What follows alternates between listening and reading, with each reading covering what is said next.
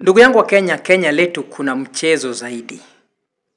Na hii mchezo ya kwamba unadanganywa kwamba tunajaribu kukwepa kurundika ushuru kwa bidhaa kisha tunaoa kampuni zetu. Bajeti ya jana haina faida kwa Mkenya, na nataka niambie Mkenya kwa nini bajeti hii haina faida kwako. Number 1. Wakati waziri wanasema ya kwamba yeye kama waziri wa fedha ameondoa ushuru katika masuala ya mchele ya kuigizwa kutoka nje, inamaanisha kwamba wanapanga njama ya kugandamisha kilimo ya mchele ya Mwea, kilimo ya mchele ya Haero, kilimo ya mchele ya Oloch Kimira kule Homa Bay, na kilimo ya mchele kule Migori County. So hizo ni vitu unafaa kujiuliza. Wakati mtu anakuambia kwamba nimepunguza ushuru kwa mchele ambaye inagizwa, inamaanisha Kenya kuna viongozi ambao wanafanya biashara ya mchele. Hii ni mchele na sukari, kuna viongozi ambao wanafanya biashara kama hiyo. Kwa sababu tuko na kampuni ama tuko na viwanda ya kutosha ya mchele. Mchele ambayo inalimwa hapa Kenya imetosha kulisha wananchi wa taifa la Kenya. Ndio maana anasema ya kwamba serikali ya Kenya Kwanza hawako serious na kilimo ya wana Kenya, ila wako na serious na biashara ambayo wanaileta kama taifa. Unajua hao viongozi wao malengo yao kubwa ni kutajirika. So wanatafuta namna jinsi watatajirika haraka. Ukisema mambo ya kilimo, hawana muda ya kuenda kwenye shamba, but wako na muda ya kuigiza mchele. Ndio maana unasikia waziri John Mbadi ameondoa ushuru kwa mchele ambayo inagizwa kutoka nje. So hizo ni vitu ukikaa chini lazima ujiulize ya kwamba wakati tuko na mchele ya Haero, tuko na mchele kule Siaya pia kilimo, tuko na mchele Mwea ambayo imejulikana kila mahali, Pishori. So ni nini hawa viongozi wanataka? Kisha wanakuambia kwamba wameweka zaidi ya bilioni 100 sijui na ngapi ya kilimo. Ndugu zangu, hizo ni upusi. Serikali ya Kenya hawapendi wakulima wa taifa la Kenya.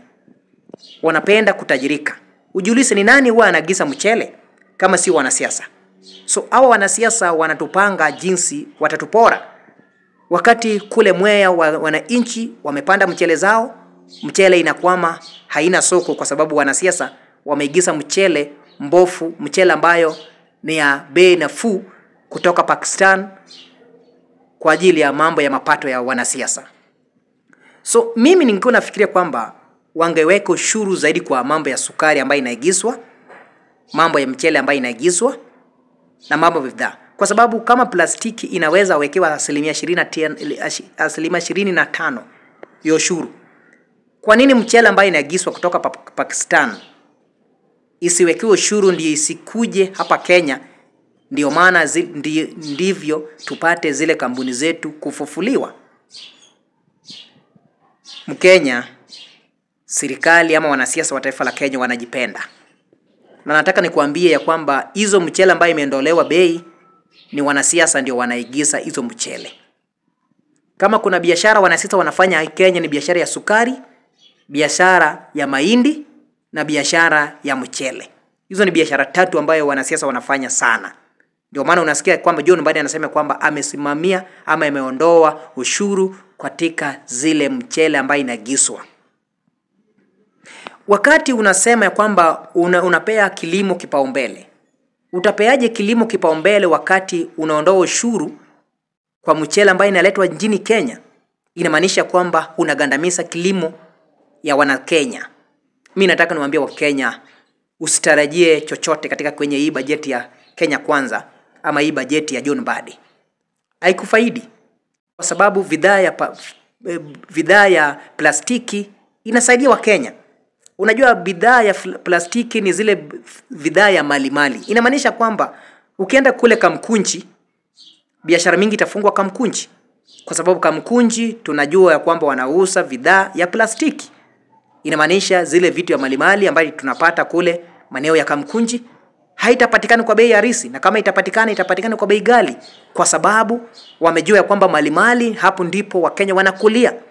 Sasa wameondoa mchele, bei ushuru kwa mchele ambayo inaletwa kwa sababu wao ndio wanaleta mchele.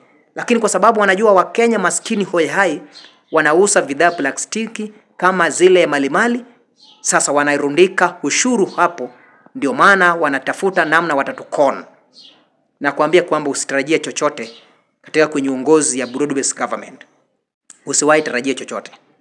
Hawa ni fisi na nia zao kuu ni kutukula na nguo zetu. Kwa sababu ukiangalia zile flota, hizo ni bidhaa ambayo inaagizwa kutoka nje. Ukiangalia bidhaa mingi kule Kamkunji zinaagizwa kutoka nje. Wakati mtu anasema kwamba ameweka ushuru kwa 25%, inamaanisha huyu ni mtu ambaye hana haja na maisha yako kama Mkenya. Sometimes Wakenya tufunguke macho.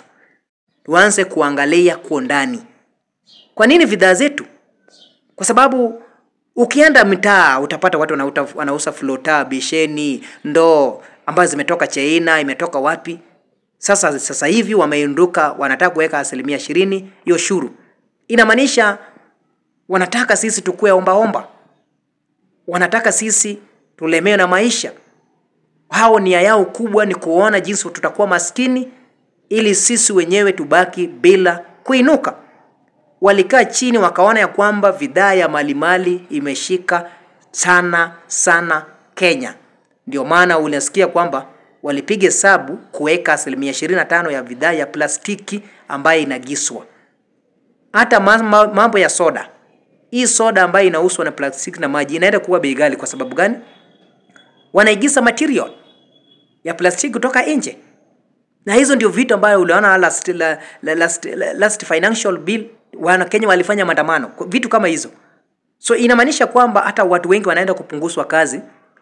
Pale Coca-Cola wanaenda kupunguza watu kazi. Ukienda pale kama Dasani, hizo ni kampuni ambayo inaenda kupunguza watu. Ukienda pale Kenpoly wanaenda kupunguza watu.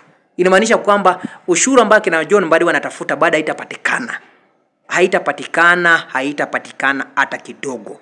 Kwa sababu mimi ningeulizwa, angeweka ushuru kwa sukari ambayo inaagizwa, angeweka ushuru kwa mchele ambayo inaagizwa, ndio maana haya tungepata ushuru. Kama imeweka bidhaa plastiki 25% ya ushuru, kwa nini mchele inaondolewa ushuru? Kwa sababu wanasiasa ndio wanaigiza mchele. Hawataki mchele ya Mwea inuliwe, hawataki mchele ya Ahero izidi kupata soko ndani ya taifa Kenya. Wanasiasa wa Kenya ni wakora na ni waizi. Langu jina ni Mjukuu, kaa hapa nitakufahamisha mengi inalofanyika ndani ya taifa la Kenya.